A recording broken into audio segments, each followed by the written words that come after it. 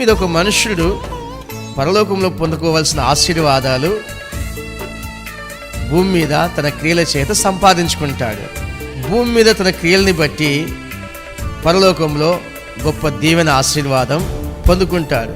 మనము మన జీవితాన్ని సరైన మార్గంలో నడిపించుకోవడానికి దేవుని వాక్యం ఉంది.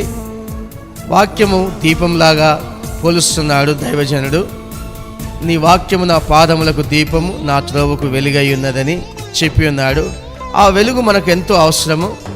వెలుగనబడిన దేవుని యొక్క వాక్యము బైబిల్ని తీసుకొని బైబిల్లో ఉన్న వాక్య భాగాల్ని సరిపోల్చుకుంటూ మన జీవితాన్ని ముందుకు కొనసాగిస్తే మన జీవితం వెలుగులో ఉంటుంది, చీకట్లో నడవదు.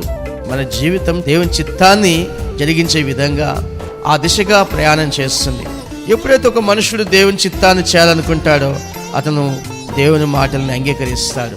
దేవుని మాటలు అంగీకరించిన వ్యక్తి తన జీవితంలో వెలుగును చూస్తాడు, వెలుగులో నడుస్తాడు. వెలుగులో నడిచే వ్యక్తి సరైన మార్గాన్ని ఎంచుకుంటాడు.